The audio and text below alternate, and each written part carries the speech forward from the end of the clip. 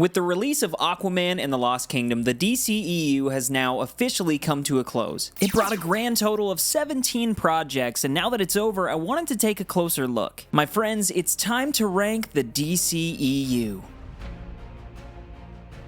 What is up, everyone, and welcome back to Jones Vibes. Hit the like button if your mom's name is Martha, and let's dive in. Alright, my friends, well, this is a video that I've been very excited about making. The DCEU is now just a very interesting journey to look back on, and so I'm not going to waste any time today. Let's rank all of these. So let's start with last place, number 17. I'm putting Aquaman and the Lost Kingdom. And this one is definitely the most fresh on my mind, but that doesn't change the fact that, to me, it was just an awful movie. I'm not one to say the word cringe very often, but in my opinion, this movie was cringe. On to number 16, I put Shazam! Fury of the Gods. And this movie is very much in the same lane as Aquaman 2. I just got the feeling that the people involved didn't care that much. It was a very formulaic superhero movie, and it was very pale in comparison to the first. But then on to number 15, I put the Justice League, or the Justice League, directed by Joss Whedon. And you know, after seeing this movie for the first time, I was really trying to justify some of the decisions made. Like, I wanted to like it, but after seeing the Snyder Cut, this one just ranks pretty far down for me. And then number 14, I put Aquaman. And the first Aquaman made $1 billion,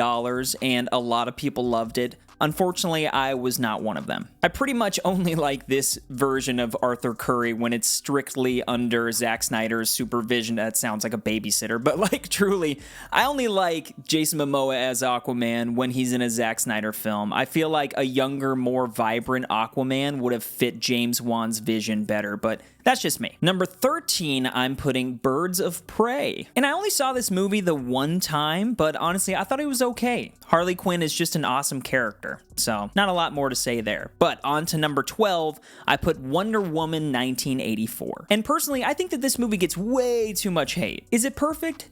No. Definitely not, but it's not terrible. I think for a sequel, it did a pretty fine job. Then number 11, and staying with the same character, I put Wonder Woman. And honestly, this and 1984 are pretty close for me. I'm really not a massive fan of either of these, but Patty Jenkins did a good job bringing Diana to life and making her compelling. But we've arrived at the top 10, and for number 10, I put Black Adam. And going into a lot of movies, I always try to be about as objective as possible. I try to keep an open mind, and you definitely have to do that with this one. Because it's just a big, messy, fun superhero movie, but I'm happy The Rock got to see it through, and the hierarchy of the DCEU did change after this, I guess. Just maybe not the way that he intended. And as for number 9, I put Suicide Squad. And personally, I really would like to see what David Ayer's true vision of this film was, because I don't mind the theatrical cut, like, at all. I've always been more of a fan than most of Jared Leto's Joker, and so I would love to see that cut,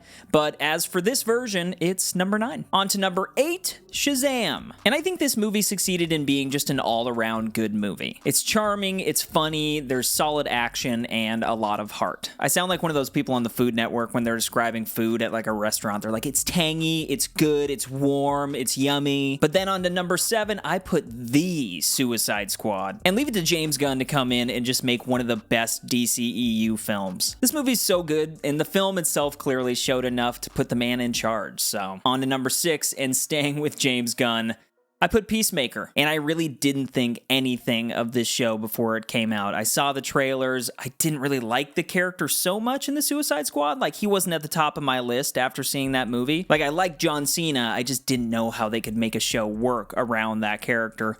But once again, you just don't doubt James Gunn. It's a freaking phenomenal show, and I can't wait for season 2 in the DCU, however they do that. And then on to number 5, and I might get some flack for this, but that's okay. Number 5 is The Flash. I very much enjoyed The Flash. Yes, some of the CGI was awful, and some of the decisions made were awful. Yes, Ezra has a dramatic personal life. There was a lot of stuff kind of weighing this movie down, but Andy Muschietti is just a G. I love his films. I really do. And this movie is no different for me. I left with a smile on my face, and that's all that you can ask for. So, number 4, I'm putting Blue Beetle, and this is easily the biggest surprise on my list. I did not expect to like this movie as much as I did. It felt very much like a Spider-Man Homecoming to me. They really give you a good look at this kid's life, family, and culture, and Hispanic culture is something that I have a deep connection to, and I really feel like they did a solid job representing it. But aside from that, the movie just ruled. So on to the top 3. Number 3 on my list is Zack Snyder's Justice League, and obviously we all know how huge of a deal this was. It was pretty unprecedented, and after the release of Justice League, had anybody told you that a few years down the road we would actually get to see this cut,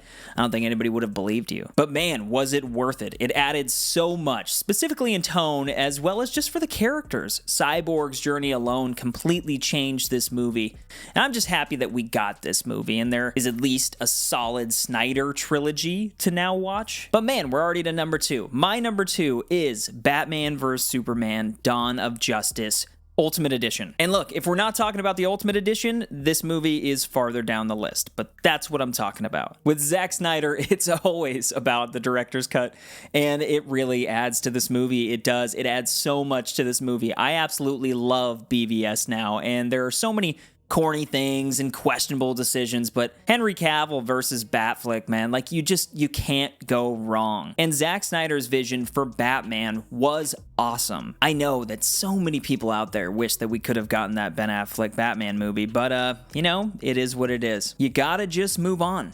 But we made it all the way to my number 1, and this one for me has been obvious since day 1, pretty much. My number 1 is the first DCEU film, Man of Steel. I really think that Christopher Nolan's help with this movie just made it something special, especially riding the coattails of the Dark Knight trilogy, but that mixed with Zack's style made this a really personal and intimate look at Clark Kent. I really didn't grow up watching Superman. I grew up watching Batman and Spider-Man, and so this film really is my Superman movie. It's the movie that made me click with the character and be like, oh, that's why people like Superman so much. It's a freaking epic ride, and I just love it so much. I could watch it any day. But yeah, guys, that about wraps up my list, and these rankings are a lot of fun, but now I'm curious to hear from you. Leave me a comment down below and let me know what you thought of my ranking, and also don't hesitate to leave your own list, even if it's like super long. I'd love to see how you guys stack these things up because the DCEU is done. But aside from that, click on another video after watching this one. I have a ton of content here on the channel. Subscribe if you're new here and hit that like button. I appreciate that a ton.